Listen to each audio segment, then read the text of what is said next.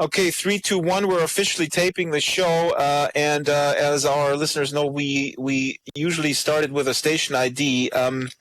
We have in the audience here at 1 Billion Rising Morning Dove Rhodes, and Morning Dove Rhodes has been practicing the station ID. Morning Dove, may I please ask you to perform the station ID now? Please do us the honors.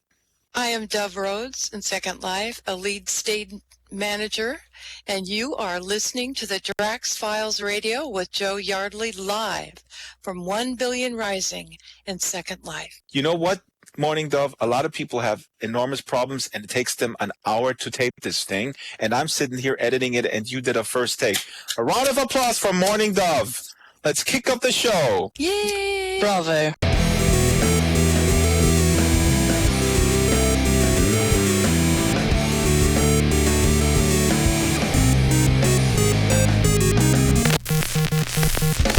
Okay, the tape is rolling.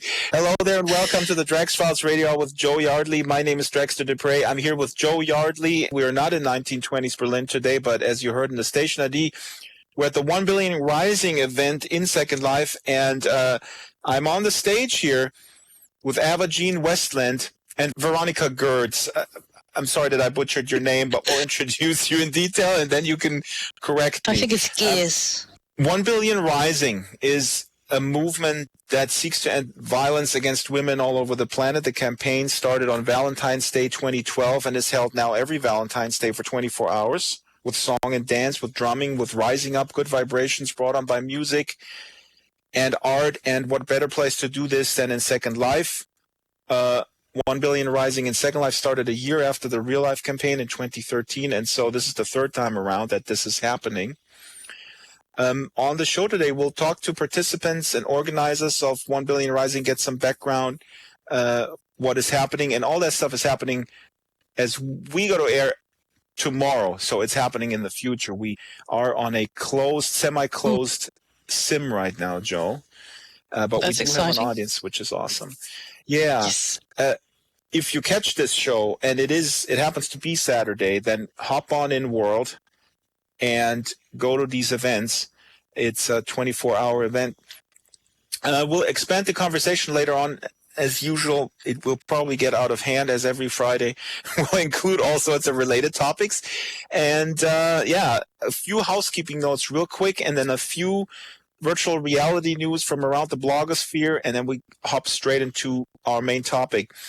You know you can get in touch with us. You can ping the show's avatar, Drax Files. You can send us news scoops. You can send us press releases. On Skype, you can leave us a voicemail. We might play it on the air if it's something coherent, or if it makes sense. If it doesn't, then we'll just delete it. Skype name is Drax Files. The email is radio@draxfiles.com. You can become a sponsor. You can have your banners displayed. You can take out a voluntary subscription. Let us know if you want that, and then we'll let you know how. Joe, let's move on to some news real quick. I put some stuff down here that you sent me something with the Leap Motion, our favorite device that is also a sponsor of this show.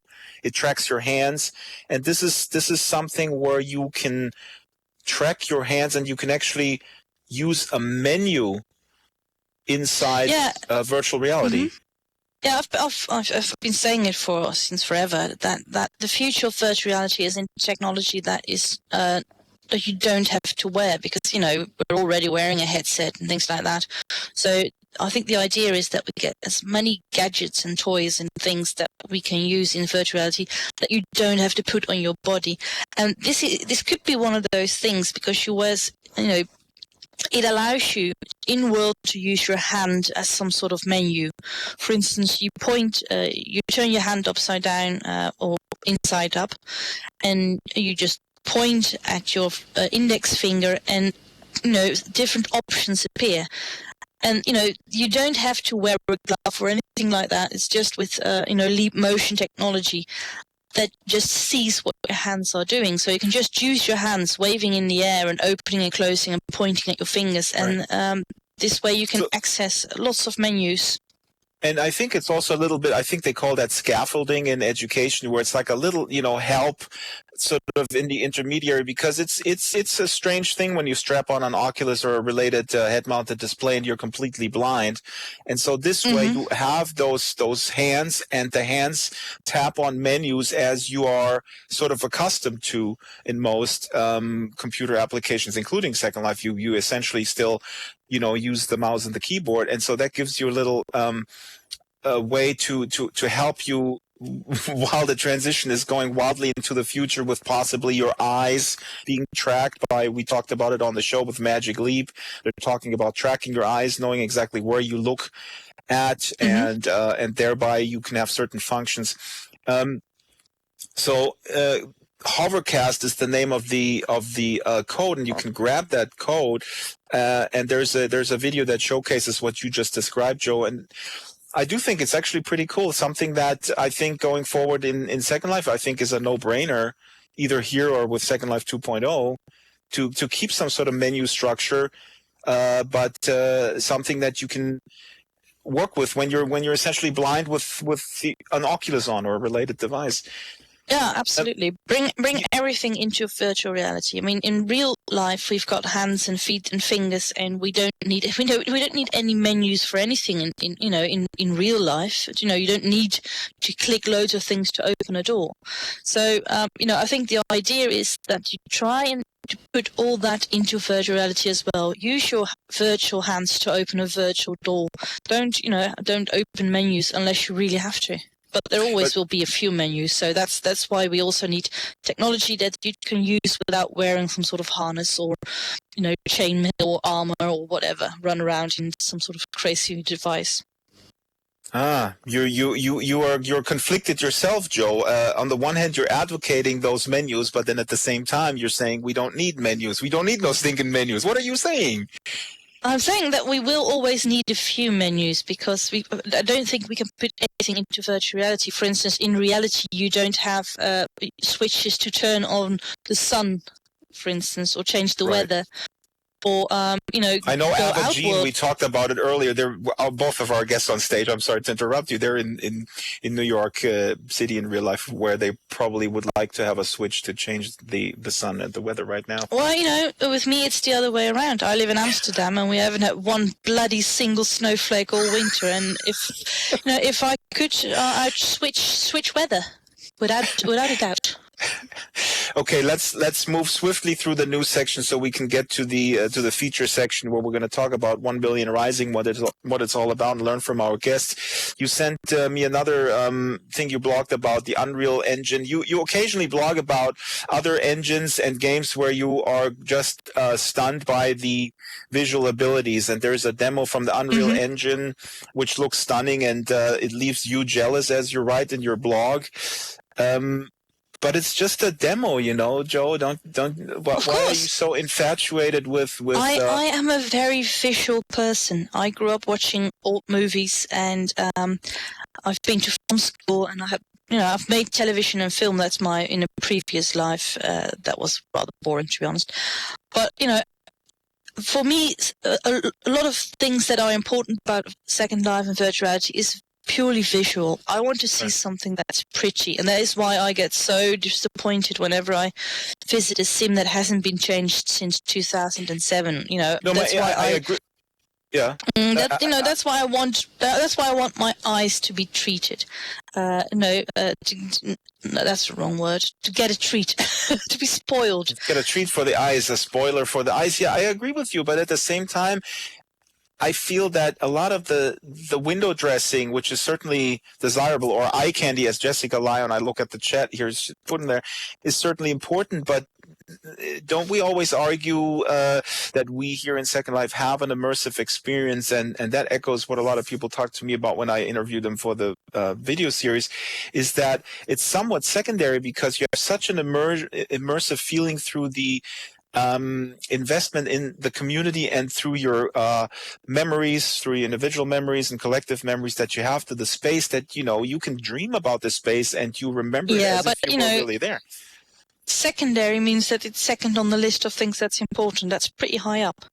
Yeah, Prince Charming, by the way, also says here in the local chat that he's guilty of having an outdated sim. Franz, leave this taping right now and do something about it. But seriously, I think that in Second Life, most of what we've seen in that demo is already possible. We are getting very, very close. Right. But we're not quite there yet. And, but I'm looking forward to it. I mean, well, we know that with Second Life 2.0, they know, Linnet Lab knows that it has to be on par with what's out there rendering engine wise. And we don't know yet if they will license an engine or if they create their own engine. I hope so. But but either way, it is nice to remind people now and then of the things that are possible, even though we're not all using them yet, and it's not completely possible in Second Life yet. Right. Just to show people this is where we're going. Even this hopefully this is what one day we can all build. This kind of level. We're broadcasting live today from 1 Billion Rising in Second Life, an event that seeks to end violence against women. 1 Billion Rising is happening in Second Life Saturday, Valentine's Day, February 14th. If you're listening to this show and it is February 14th, and you may be driving on your iPod, you're listening, whatever, on Stitcher, one of our sponsors. Driving on your iPod. Right. I advise you. No, not on your iPod. Your iPod is don't safely... drive on your iPod. It's not safe. You can put a vehicle script into a cloned iPod that you ripped off in Second Life and then drive around it. That's totally possible. But what I'm saying is that illegal? That should you drive in real life, pull over right now, get on SL Go, log into 1 Billion Rising, and check out the amazing art that is happening as we go to air a day in the future. To make matters even more complicated or less complicated, there's a slurl on our blog, and you can hop right in. Joe, another thing that we want to talk about last time is VR on planes, not snakes on planes. And this is really awesome. You sent me this. And first-class passengers, right? I mean, of course, first class. Who cares about economy class? So we're talking about first class. It's a matter of time, you old communist. Give him time. I'm sure everyone's going to have a headset with VR, even the working class guys in the back who are pedaling the plane. Don't you expose my communist leanings here on the live broadcast? Those are secrets. Those are hidden away. As if it's a secret. So anyway, first-class passengers, to their champagne, they can now get a Samsung Gear VR headset, and they don't have to suffer as they already do in royalty class. You know what I think they will do there, Joe, with the VR in first class? They will probably simulate economy class because there's, to get some empathy going, because VR is the empathy machine. So they're sitting there and then they simulate economy class getting crappy food, and the guy behind you has a cold and sneezes on you and stuff like that. That would be funny. Yeah. You could hack into these VR headsets in first class and give them a nice dose of economy class. Yeah, and start the revolution before you land. Busy Pfeffer here in local chat said simulate a plane crash. That should, guys, that's awesome. Yeah. It would make the security training a lot more interesting. But what they are doing, according to the article, is something extremely boring. Is they're going to allow you to walk around some of the tourist attractions you could visit when you arrive at the other end of the line, which is, it's the network you could do that in real life once you get there. So it's Joe, to me. They're only just starting it, so I'm sure they'll be having interactive movies and all sorts of other more interesting things soon. Yeah, maybe they should have a Mad P game buried so you can play it in your Gear VR there. There's another shout out at one of our sponsors, Mad P. But this is really an awesome game. I'm sure that gaming in planes would be fantastic. It will make the journey seem a lot shorter. I'd love it. Well, I read paper books, and I've said that plenty every Friday. I say it. I'm reading Honoré de Balzac, Lost Illusions right now. No, it's not about my life. It's not an autobiography.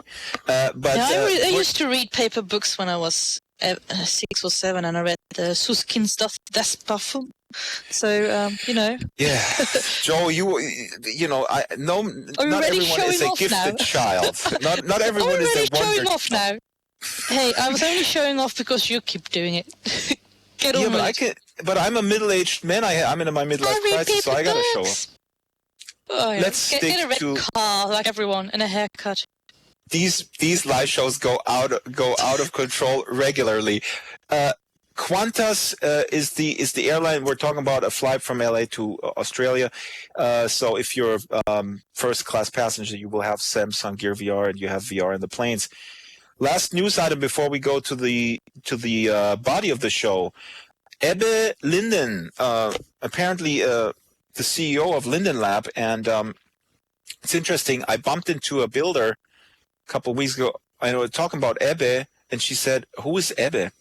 And I had to explain to I her have that as well sometimes. that, yeah, it's interesting. So this just in the context that Ebbe Linden has been at the helm of the lab for over a year now, and Ebbe's first res day was last week.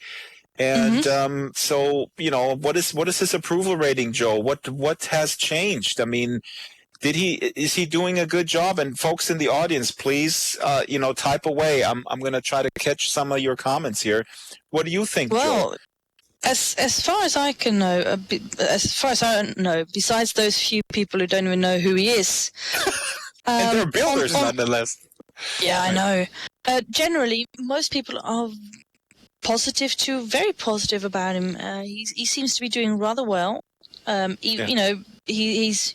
I think everyone agrees that he's opened up the communication lines and he let us into Linden Lab and he let the Lindens out, which is fun. We had a chance to throw snowballs at them again recently, and they've been running around Second Life, so that's a massive step forward. There is progress in Second Life, and Second Life 2 is coming, even though some of these things were already started before he arrived with Linden Lab. It's still, the feeling in Second Life seems to be pretty positive and going forward, and people like him. He talks. He doesn't hide from confrontation. And he's a charming fellow, isn't he, Drax? He has a good way of what? What was the last part? What is that? That he's charming. Let me sample a few comments here from the local chat. It's interesting here. Tony Nakamura says, "Quick, name the CEO of your cell phone company." I don't have a relationship with my cell phone company. They suck. I don't have a cell phone. There you go. Boom. Jessica Lyon says, fantastic job. And I see a lot of people talking about, Aisling Sinclair says, Ebbe listens, communication. Rhiannon Chat Noir. Hi, Rhiannon. Ebbe, along with Pete Linden, also done some outreach to educational nonprofit communities. This is something that can't be overstated. They tried to get, try to do some, repair some relations in that regard. Maxwell says, I like what he's doing, how he's doing it. He gives me a bit of hope for the future endeavor. So this is a universally kind of positive assessment. Yeah, he's doing rather well, and of course, if this year Second Life 2 starts and it turns out to be the worst idea in the history of ideas, and everyone runs away screaming, then that may dent his reputation a bit. But so far, so good. I mean, people seem to like him. Well, I think it's really important, the relationship between Lindens and residents through these events. Also, Ziola Linden, I need to give a shout out to her because she puts stuff like that together often, and the Moles, of course. But they put little visits and little sort of field trips together, which I think is a great idea. Eb is a guy who looks good on TV. Sorry. No, I mean he's good in talking to the media. I think. I mean that's one of those things where Rod maybe was a little bit too British, maybe. Yeah.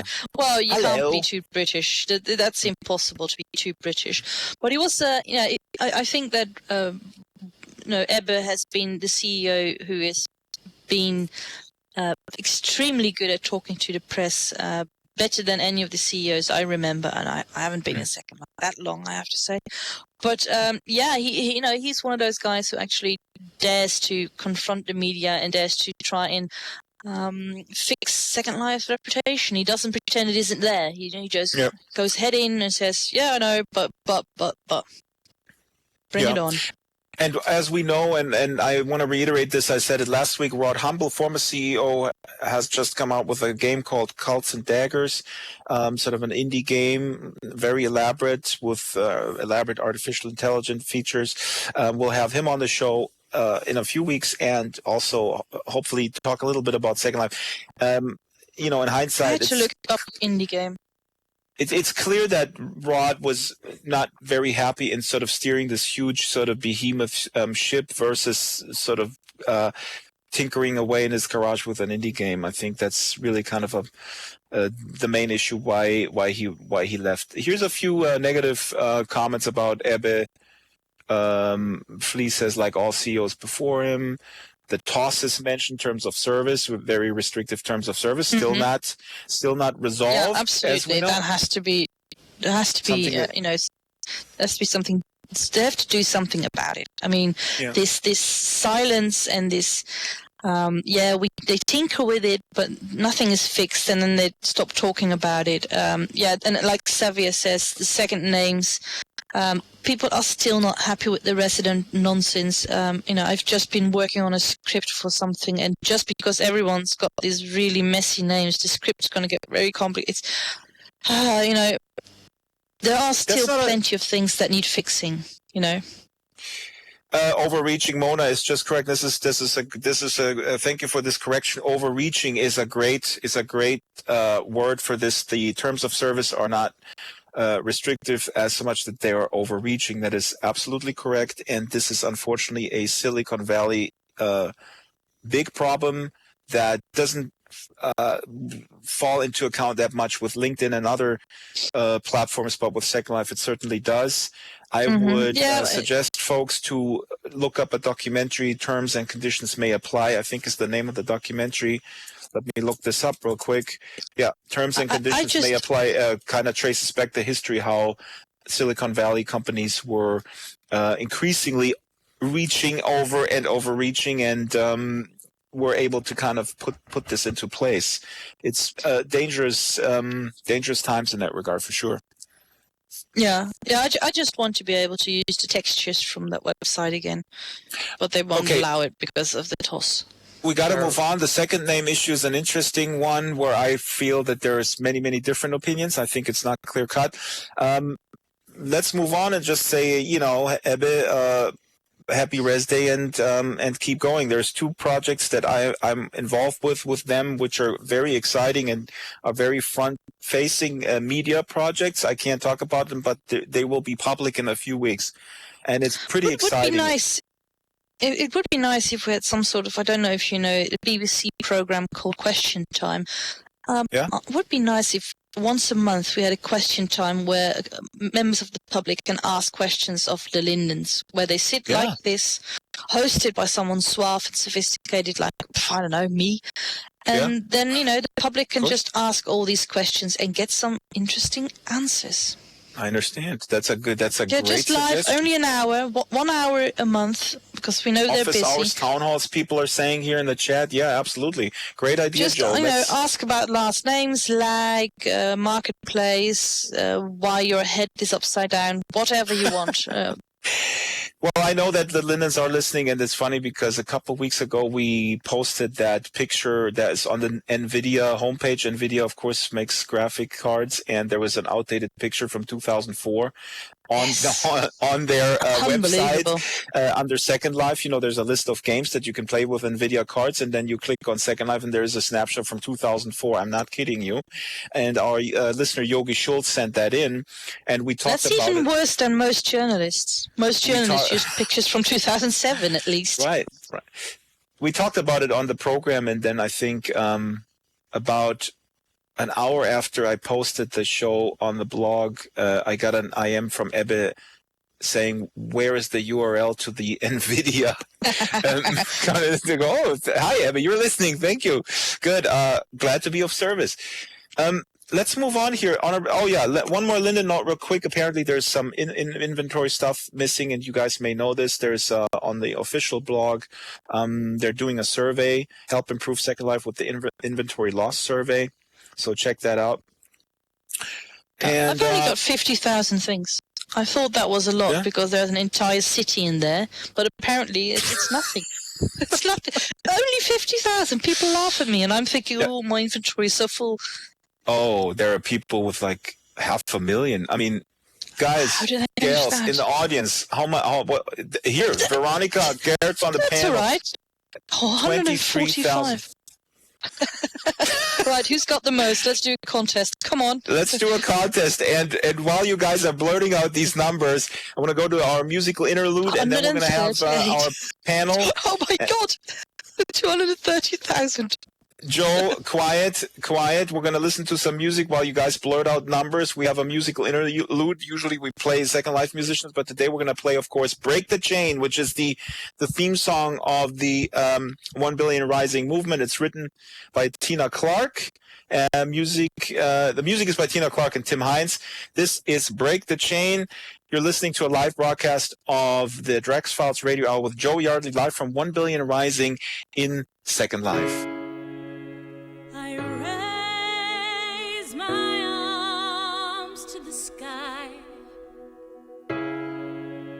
On my knees I pray. I'm not afraid anymore. I will walk through the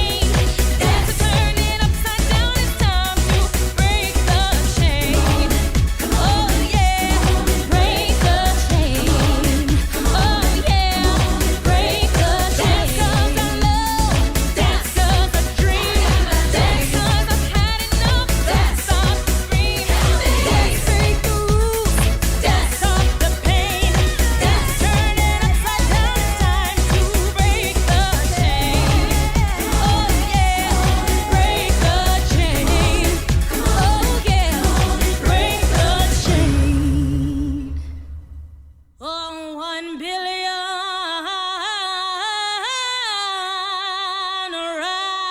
All right, that was Break the Chains. Break the Chains. Break the Chains. The theme song of the 1 Billion Rising movement, written by Tina Clark, performed by Tina Clark, and a whole bunch of other awesome singers.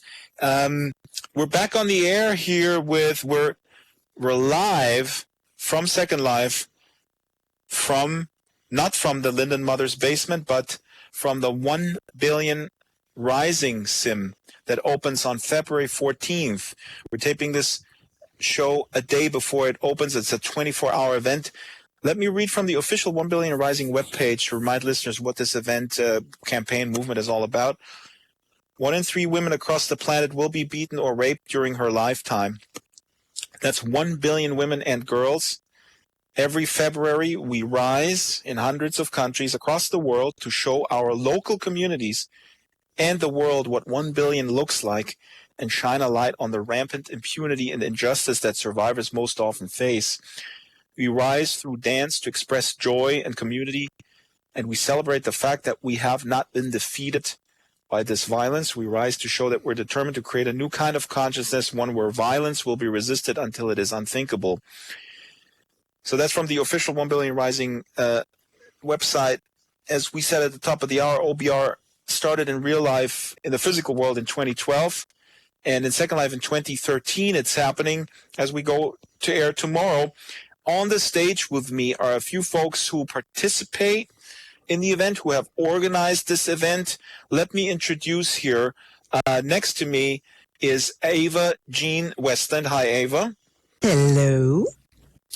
And next to Ava is Veronica Geers or Gertz. It's Gears. Hello. Hello. In the Netherlands, you would be pronounced Gertz. Just saying. Oh, Okay. You should have agency over your name. I'm mispronounced all day long in Second Life. We have Safia Widershins also with us. Hi, Safia. Hello. And let me start with Ava. Ava, you're known as I know you as an actress with the Avatar Repertory Theater, which I profiled in episode 24. What are you doing here at 1 Billion Rising? What's your role in all this? Well, the first time I participated in it 2 years ago, I had never even heard of 1 Billion Rising, and I was just asked to dance in it, in a video. And then last year, I was a volunteer. This year, what I'm helping is just helping to organize. I'm helping to not the acts, not the DJs, but people like you and people who are doing dancing and poetry, any kind of theatrical pieces. I'm helping to organize them for tomorrow. I'm handling that and helping Safia with that, and I love working with Safia. So there's quite a bit of events here. I mean, these are 4 sims if I'm correct, right? There are 4 sims. There's the drum, rise, change, and dance sims. And they are constructed or organized. What is the separation here? There's performance, and then there's installation art, or how does this break down? Well, there's installation art on pretty much on every single sim. But on one sim, we have here the media center, and we have a sculpture garden. And then on the other one, we'll have the poetry and performance stage. And then on another one, we have the picture gallery. So people will have all kinds of choices of things that they can look at and participate in and enjoy on all 4 sims throughout the entire day. There will be events all day long. Veronica just crashed. She's coming back. Let me go to you, Safia. Okay. In the meantime, Safia, how did you get involved with this, or did you in fact start this in Second Life? Well, it was actually a group of us at Prim Perfect who started it. I'd read about 1 Billion Rising on a plurk and went and looked at it.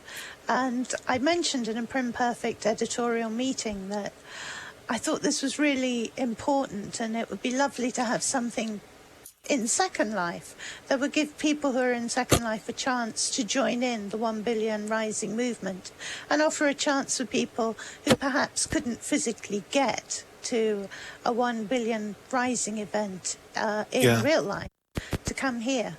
And so I think that was on about January the 15th, and the first one we did from scratch in a month, including making a video. And I forgot to introduce you properly. You are, of course, because I assumed everybody knows you anyway, owner and editor of Print Perfect magazine, and also host of Designing Worlds. And I don't know, your biography is probably it would have to be a 2-hour show. You've done tremendous work in Second Life. Veronica just crashed again, and Jessica Lyon in the chat reminds me that, did I say islands, 4 islands, or did I say regions? So we have, I said Sims. Thank you for the correction. We're talking about four. Thank you, Jessica. I next time I need you in my headset, just like the leading politicians have. They have some smart person giving them the lines. Yeah, that's now, usually me. Right, Joe. So why don't you private IM me the information that I need? Because I'm a sadist. Right, you like to see me suffer, especially in the live shows. Yep. 50 Shades of Drax. Oh God! See, but you're giving me actually an interesting in here. Why not start with this topic right now and bring it there? Because 50 Shades of Grey, the movie of this book that was apparently written by a 2-year-old. I'm just talking about style, and I'm not going to hold back with my opinion about that. I'm not judging the content, but I think the style is so unbearable. Joe, I'm going to throw it to you. Please judge the content. But we're talking here about violence against women, and we're talking about an event that is happening on Valentine's Day at the same time when 50 Shades of Grey is hitting the movie theaters on the same day.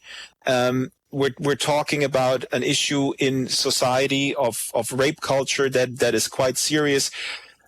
Safia, let me throw this to you. What do you think the juxtaposition here, what an event like this can do to also raise awareness of sort of mainstreaming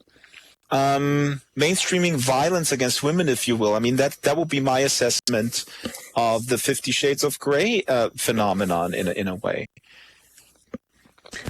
I read a very interesting post about it on the Huffington Post, which actually pointed out that a lot of the behaviour in 50 Shades of Grey is actually the behaviour that many women encounter in real life. Mm-hmm. And while in a romance the ending is happy, I don't know about the film, I imagine it has a happy ending.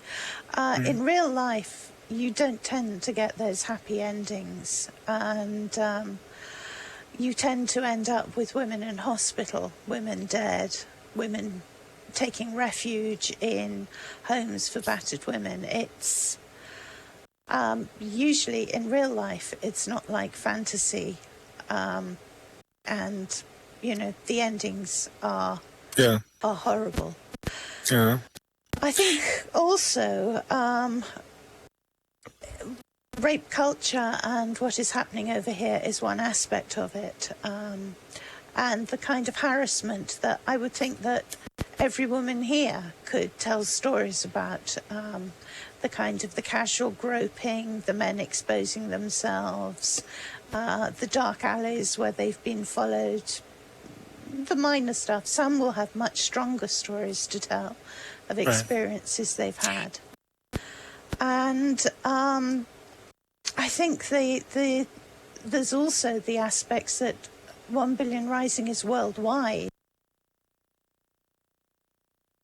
Oops, Safia just dropped out. Sorry, I dropped my mic. One of the aspects that makes 1 Billion Rising so powerful is that it's very international. There will be women in the Congo, the Democratic Republic of the Congo, who have been raped as part of war crimes, who will be coming together. There will be women in Bangladesh who've been burned by acid, coming together. That is one of the remarkable things. Most times when women are burned, and it is a problem in Bangladesh with women being having acid thrown in their faces. Yeah. And a lot of the time they have just hidden away. They have been so deeply ashamed of what has been done to them that they have hidden away. They've actually gathered together to have kind of communal events for 1 Billion Rising, and it's given them strength and empowerment. That is It's amazing.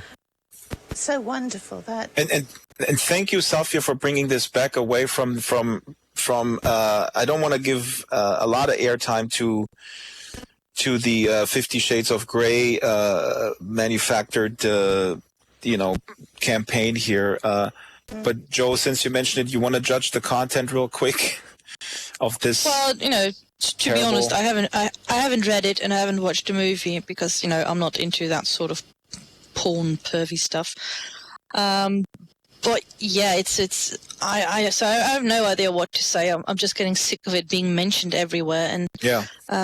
It drowns out everything else. It should be sold behind the counter anyway. It's suddenly this all stuff has become acceptable to read in trams and buses and talk about everywhere. And I guess you may be surprised to hear this. I guess I'm old-fashioned. It's icky. It's icky stuff. Don't do it. But Safia mentioned something very important, which is that there is a romanticizing going on that is just not happening in the real world. I want to throw this to you, Ava. What do you think? What are you most concerned about when we talk about the mainstreaming of violence against women through popular culture? Let's just stay on this subject for Sure. a couple more minutes. Sure. Well, because you've been an actress, you've been in the industry, and maybe you have been asked to play certain roles that you felt uncomfortable with.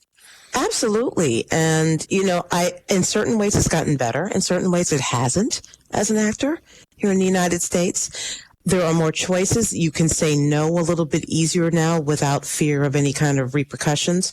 Mm-hmm. But and now that I'm older, now that's less so for me. I don't really have to worry about being asked to do those kind of things anymore. Then that's a whole different ageism issue.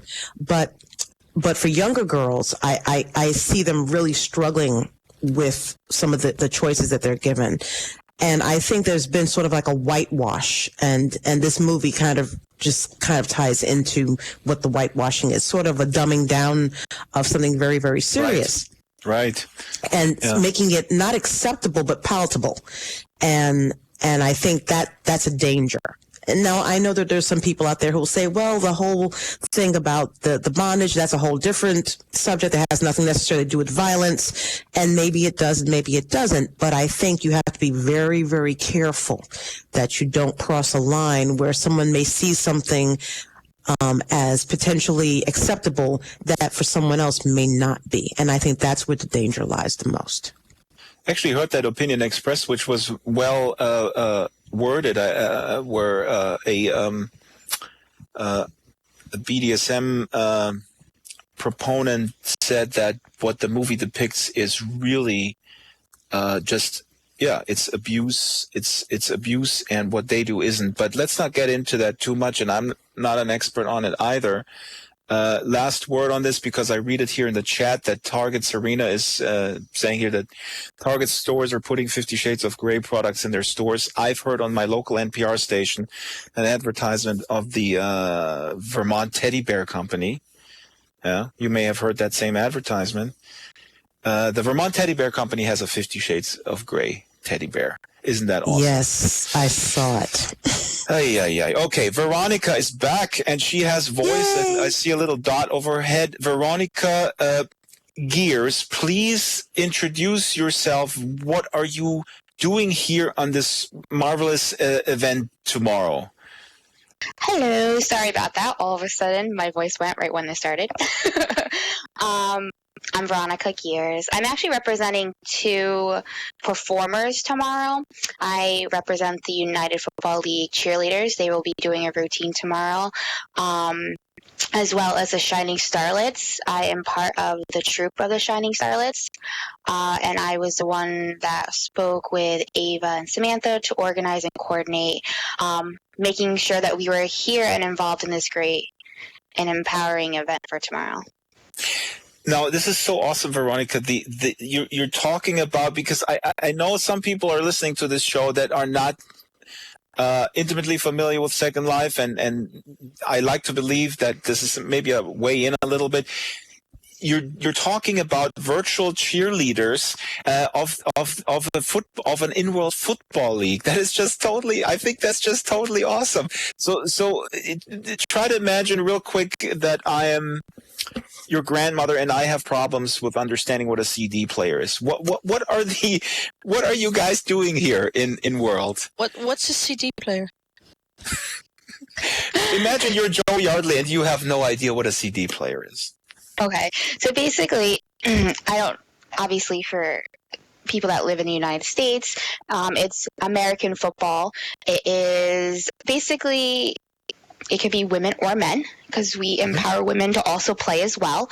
It is basically football players that come in, and if you've ever experienced, hey, I've never got to do that high school thing where they had, football players stuff, you can do that here in Second Life. Amazing. And then you have, so basically, it's making U.S. football come to life through Second Life. That's basically what it is. It's cheerleaders that cheer, and it's football players who go on there. You make touchdowns, you tackle, you do everything that you would do in a regular football game in the United States. You do it here in Second Life. That's amazing. How do you? And so you have coaches also that Yes, yell? we do. Yep. And how do you deal with lag? I mean, that seems to me. I mean, the first issue that comes to mind here is lag when you play that. Is that a big issue, or have you figured out some tricks how to do this? We actually have two sims. One sim is played with the football. The football game is played on one sim, and the fans and the cheerleaders are on another sim. So it is like 20 awesome. to. It's like 20 to 30 people on one sim. We don't put a lot of scripts on there. You experience a little lag, but to be honest, I use a laptop and I don't experience that much lag. Mm-hmm. You know what? I'm going to come to the next game. I have been to a football game in real life only once, and I'm not a big passive sports watching fan at all. But this sounds absolutely fantastic. I will be at the next game. I will cheer. Maybe I'll join the cheerleading. And now the Shining Starlets. What do the Shining Starlets do? We are a dance troupe. Basically, we do perform. We just started up again. We took a little break because our coach had a baby. So we kind of took a little break, and we are basically a dance troupe that goes out and supports different organizations, different charities, different events that speak to us in general. And then we also do our own showcases that we're going to be doing every couple months. What is your connection to this event? What resonates for you personally about the 1 Billion Rising event, and what will you be performing here tomorrow? Well, personally, I 1 Billion Rising in general has a personal and professional standing with me. I've had, unfortunately, a sister that has been a victim of being raped and molested when she was younger. And then professionally, I'm actually a child protective services caseworker. So I actually deal with women that have been dealt with being involved in domestic violence, and I've also dealt with, whether it's guys or girls that have been raped or molested when they were younger. So it's actually something that I deal with on a daily occasion. So it's something that's definitely something that I wanted to be involved with, which is what I brought to my organizations to see if we could be involved in it. Mm-hmm. This is a topic where we could, I just had this idea that we should do a 24-hour Drax Files next year, and we just talk about these issues for the entire length of the one-day event.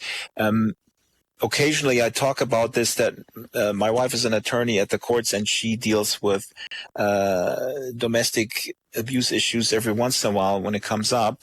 And what you're saying here, Veronica, it comes to mind what my wife always says, that sometimes you see things happening in families that are very, very how should I say, well connected in society, and they kind of don't fall into that stereotype of what we may have of a certain type of a person that is in a certain social class where this stuff happens more. If you want to talk about this a little bit, what do you see? I mean, rape and domestic violence happens in all sorts of classes, right? I mean, there's a lot of things are happening in academic circles as well, as we know. I mean, domestic violence and rape doesn't judge. I mean, it happens everywhere. It happens in high class, it happens in middle class, it happens in low class. It doesn't matter exactly what social class you're in, it happens everywhere. I know personally I've dealt with doctors. I've dealt with someone that, is homeless. I mean, it doesn't matter what social class you're in. It happens. It could be anybody from someone you know to a stranger. I mean, it's not something that you can pinpoint exactly what class it's in. Mm. Do you guys want to comment real quick? I'm jumping all over the place, but this comes to mind. You guys want to comment on hitting children? Anybody? I would like to. One of the reasons I am part of this event, and this is Ava again, guys, is that I was the child who witnessed it. I saw it with my mother and father, and it has a profound effect on children, more than people could possibly imagine. Mm-hmm. I come from from an African American background, and so there are a lot of people who still think that hitting children is okay. Oh, we remember the Bill Cosby routine. Let's not get into what Bill Cosby is dealing with it now, but I'm remembering the routine was to, go up and get your nightly beatings. Exactly. And, we laughed at it, and I laughed at that too. But the truth is that is, and it's not just an African American, it's in a lot of cultures, but I'm speaking about my own, that it is sort of considered almost like a rite of passage, like it's a good thing to do because you love them. The problem is, and this is what I tell many other people, and it makes them very uncomfortable when I say it, is I said, I have seen it myself with my own parents, and I've seen it with other parents, that they cross a line when they no longer are hitting the child because of any infraction that the child has done. They're now hitting the child to get out their own frustrations. And you can see it. You can see it in their face. You can see it in their behavior. And it happens, I think, more than anyone cares to admit. And they'll use the guise of it's out of love, it's out of discipline, but it's just good old-fashioned abuse, in my opinion. Again, that's just my opinion, but that's my opinion. I concur 1,000% with you, Ava. Anybody else want to chime in on that since we're on that subject? Everybody's falling asleep? No, I agree. I mean, I think there are a whole range of issues which I would love to see Second Life perhaps have events to highlight and address the abuse of children and the impact of abuse on children. I think is a very important one. I think an area that gets often overlooked that I would like to see pursued is elder abuse. Yes, very good. Great to bring this up. Yeah, thanks for bringing this up, because this is also something that is pushed under the rug a little bit as we sort of outsource our elders into homes, sometimes expensive private homes that are where there is very little accountability. Yeah.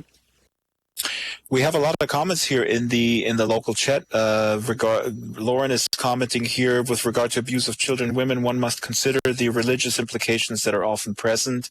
Oftentimes, you have religious justifications of abuse. I want to bring it back a little bit. This is such a vast topic, and I'm so glad that we're doing this show live with you guys. I want to ask you, Veronica, about the what you're going to present here in Second Life on Valentine's Day, on 1 Billion Rising Day. What will you be presenting, and what do you think the impact is of what you're presenting to the cause? I mean, what do you hope what the impact will be? Oh, the Shining Starlets are doing the first. Just talking about them, I'm actually participating in that one. We're doing 5 different songs. Each song is something that brings something different to each song. It means something to each person who actually made up the routine for it. And I know that the UFL cheerleaders are doing. I know that they took the 1 Billion Rising theme song and incorporated that into their routine as well. So both of them are doing routines that have to do with empowering women in general. I'm hoping by just making it more known, because I'll be honest, I had no idea what 1 Billion Rising was until a friend of mine brought it to me 2 months ago, and I didn't even know this was happening. So I'd like to think that the more people that know about it, the more that people can stand up and help empower this issue and make it more known to the world. Mm-hmm. And it's like you said earlier, with your real life profession, it's quite a great discovery for you to tie this in with what you're dealing with in your real life profession. Safia, can you tell us a little bit about what you think the impact is when we do this in Second Life? I mean, let me just play devil's advocate. You know, it's all nice and good, but you know, what impact does it really have? The world? Yeah. Overnight, you know, we need to change it overnight. Everyone, you know, we completely revise the world. I think the saying, and I can't remember who said it. Someone may be able to point it out. Who saves one man saves the world entire. Mm-hmm. Mm-hmm. And the idea we have people in the audience. Google that, guys. Google that right now. Isn't that from the Torah or something? I think it may well be from the Torah. Whoever saves one life saves the world. Saves the world entire. Yeah. Aisling Sinclair has confirmed that it's from the Torah. I know something about religion. There's a first. We need links so we can put it on the blog. But that seems to me terribly important. There's a lot of people who say, oh, well, it's not going to change everything. It's not.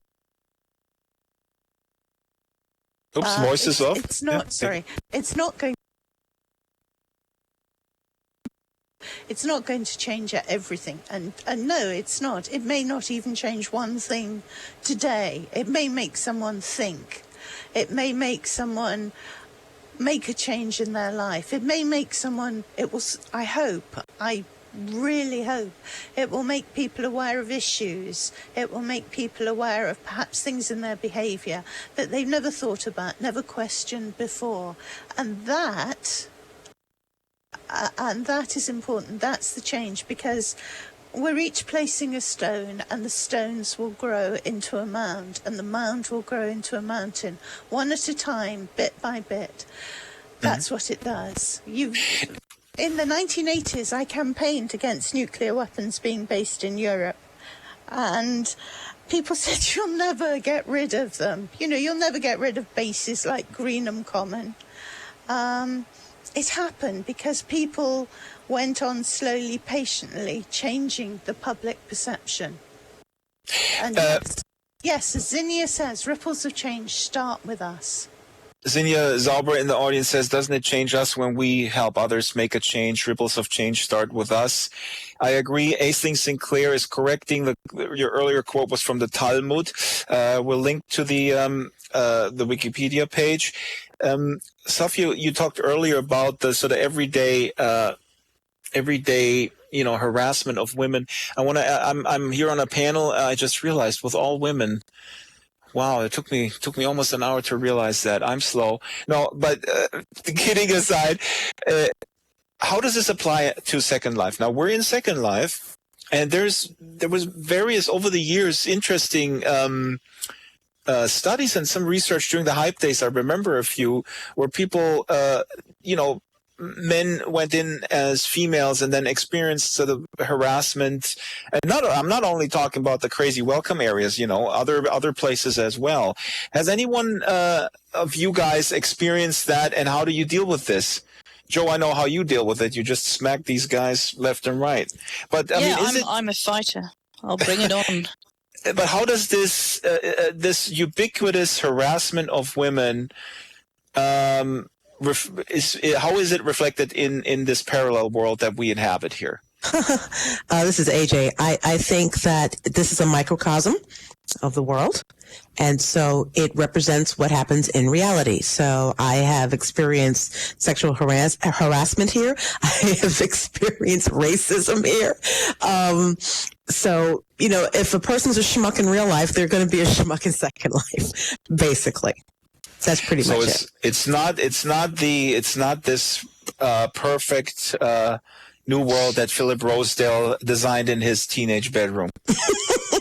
Nothing's perfect, but I think that's actually a good thing that it's not perfect. I do think that there is one big difference, is that in Second Life we are all a lot stronger, men, women, children, whatever you are.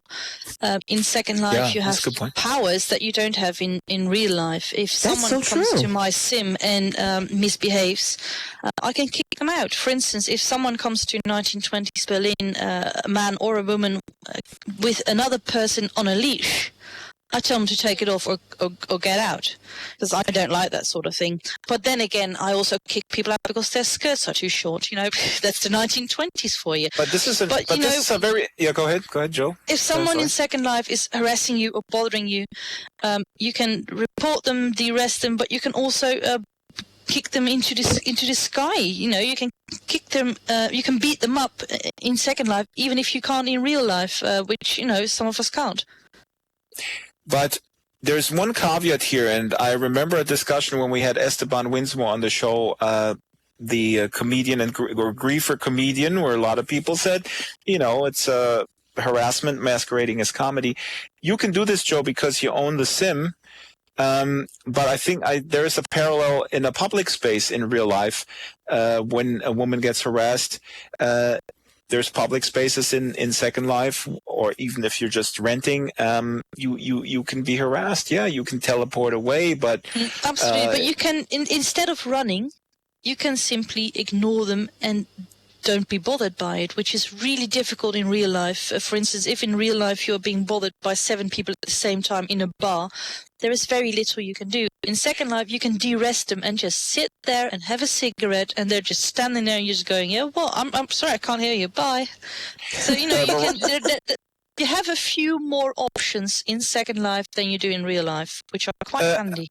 I agree with you, but I don't know if Mona, who is in the audience, wants to tell a little bit of her story. I don't know how private you are with it, but I've seen you talk about it publicly on the blog sometimes. There is a way in cyberspace, let's just broaden it beyond Second Life, to harass someone pretty effectively and not let go, and it's hard to hide. And what Veronica here is typing, people think it's okay to hide behind the computer and think they can do whatever they want because it's just a game. That was actually something I would like to ask. We had Gamergate, and we had harassment of prominent figures, women in the game industry, bloggers, videographers, and also game designers, female game designers, by a horde of, let's face it, probably boys. To 99%, yes, very immature boys, and maybe very very young sort of teenagers who don't even comprehend the technically they are boys, because even if you are 87 and you behave like that, you're not a man. Just technically. Right, but technically these are all kind of in their, I would say, I don't know, I don't have any numbers, but there's a lot of instances where then it comes out. We're talking about sometimes a 12-year-old. There was a recent story on NPR's On the Media where a woman confronted the guy who was harassing her, and she was talking to his mom. It turns out he was an 11-year-old boy, and he didn't even know what kind of damage he was sort of yielding by sort of threatening a woman with killing her. It was just sort of fun to just say that, right? Safia, on the other hand, sorry. So, on the other hand, many of the people involved in the Gamergate community are considerably older than children and are doing it with full intention and full malice. There's some horrible stuff out there. There's a blog that I read called We Hunted the Mammoth, which is about the so-called men's rights movement, which has some... Men's rights movement? What the hell is that? Yes. If you... it's really very misogynistic men, very aggressive men who go after women and attack them if they are perceived as being feminists, or as they are usually termed in these communities, social justice warriors. Right, feminism is the real danger that we're living under the feminists. Yeah, bring it on. Because as a historian, I can tell you that women used to hunt mammoths as well, very likely. Yeah. So, bring it on with... Hunt the Mammoth is actually a very good blog because it dissects a lot of these men's rights movement blogs and kind of exposes them. So it's well worth a read, Drax, and it will... Please send it to me. I was just informed that I've been out of the loop and I have crawled out from under a rock. That's a legitimate thing to say. I really was not aware of the men's rights movement. That is insane. Lauren did an art installation all about these sort of attitudes 2 years ago, which was a very powerful installation.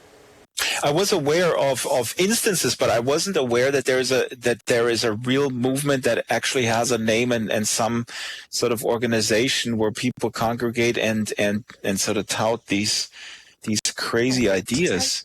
I hate to tell you, but there are several. Jesus Christ. And there's what's the one called? Men Who Go Their Own Way, who reject women because women are so corrupting. Yeah, I know. They make me do the dishes after I cook. I mean, come on. And where is my drink and my foot massage? The trouble is, there are some men who take this utterly seriously. Oh, God. At the far end, you get cases like that teenager who ended up shooting women because women wouldn't sleep with him. Just dreadful. That you're referring to the shooting in the Santa Barbara University. While I see a connection there, though, I've read a lot about this case, and it's certainly a component. But we're dealing also with severe mental illness in that case. Not to dismiss this at all, but I agree. Here's someone who would have, it was sort of the, it was a legitimizing in his psychotic state, I would say, and I'm not a psychologist, I just worked in that industry for a while. I don't know. I think he was ill, and I don't think this is what I think only people who are in, have a severe state will actually do. But people like that feel legitimized by some of the websites that are out there that they read, the sites that have the pickup artists who... No, absolutely. Yeah. And all this sort of thing. So the danger is there. No, he was formed by that. I absolutely agree with you. And I just, Serene Jules, writing here in the local chat, maybe severe sexism is a mental illness. That's a good point. No, you're absolutely right. I mean, there's material. If the reading material out there, kind of gets together with a mind that is ripe for the picking, so to speak, then we have a problem. I think that also applies to the phenomenon of people going in Germany. There are several hundred people who go to Syria to fight in the war there, young people, and we have that all across the board where people are being influenced by any sort of movement that might be incredibly small or might be rather large. Regardless of the size, unpleasantly vocal, I would say. Yeah. I think the magnifying effect of the internet can be a blessing, and it's the biggest problem, where you feel that that's very something true. is huge. Yeah. You Yeah. might not have Nazis in your town, but there is plenty of Nazis on the internet, so you feel you're part of something big. I'm Right, just and you picking feel a protected. movement out of the hand. Yes. And you feel protected by your screen. Yeah, and you have the material that legitimizes your thoughts. You have the confirmation. The recent killing in Even North Carolina. communities for people like me, so that Right. says a lot. Joe Yardley feels legitimately okay with living in the 20s. You know, any doubt that might enter her mind that this is somehow weird and she should be seeking treatment. I know it's weird, but you know, I know hundreds of people who do exactly the same, who live, you know, who have their houses decorated as if it's 80 years ago, and we have 1920s, 1930s themed parties all over the world. So, you know, even though I am the only nutter in my village, I still think I'm part of a movement. So we have to wrap it up because it's not called the Drax Files Radio Hour for nothing. It's actually usually just an hour on the dot. As I'm obsessive compulsive with that, we can talk forever. It's such a vast subject matter. We're just getting started, but the event is tomorrow. If you're catching this on Saturday, go in. If you're catching it after Saturday, you're SHIT out of luck. And you can go next year and maybe be part of it, maybe participate, check out all the art. We didn't even get into specifics about the art. I just read on Inara Pace blog that there's an Italian group. What are they called? Tulei. It's a group that is devoted to violence against women, and they do the Global International Day for the Elimination of Violence Against Women in November. They have a place here, right, Safia, where they show their art. It's an stunning exhibition. There's lots. I mean, and you're right. Saturday is the last day, the only day of the event. But the regions, I should say, Jessica, will be open on Sunday. And people will be able to come back and explore the art. So even if you miss the events, you will have time still to look around all the buildings and the installations. Fabulous. They do then go away, yeah. Ava Jean Westland, Veronica Gear, Safia Wittershins, and Joe Yardley, thank you for being on the program. Thank you. We end with usually, you know, with our standard question, what are you doing this weekend? We answered that in the regard that on Saturday you must be at this event. But what else is happening, Joe? What are you doing other than going here? I'm afraid I'm going to be very busy in Berlin with the tango at the Hotel Adlon and cabaret tomorrow evening. So I just have to do a lot of organizing and building stuff. So I'm afraid I won't be doing too much exploring. But people can always send me tips because I don't get out much. I need people to tell me where to go. My final word is the photo booth contest that is run by Linden Lab. It's a photo booth fun contest. You already participated in it, Joe, with some Berlin street kids. Very fun, and it goes until March 4th. You should really do this. It's judged by a panel, and it's not some popularity contest, high school style. They're actual real judges. If you make the picture here at Berlin Rising and you actually win, you get a bit of extra attention for the course. Do a picture, exactly. Do it right here at 1 Billion Rising and send it into the contest. The more, the merrier. Let me thank this huge audience. People were coming in, dropping out. People had to go. People came in.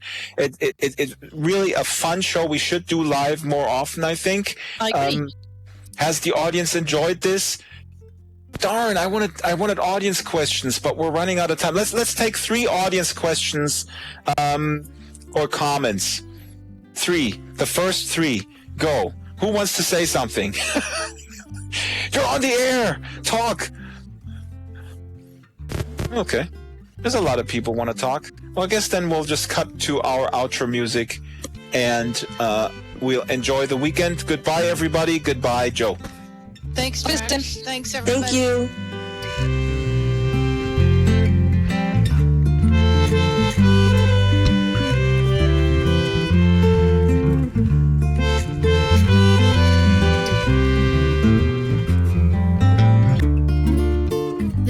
Files Radio Hour with Joe Yardley is a weekly production of Basic Drax Entertainment. The show is supported by Maven Homes, Giza Creations, Leap Motion, SL Go by On Live, Stitcher, Ison, Bot Girls Identity Circus, Caravel Design, Vicar Creations, Humanoid Animations, Loki Elliott, Botanical, Death Row Designs, Mad P Games, Angel Red Couture, Fallen Gods Incorporated, Blue Moon Enterprises, What's Next, Avacon, and Landscapes Unlimited. Contact the show via Skype, DraxFiles, Avatar DraxFiles, or email radio@draxfiles.com.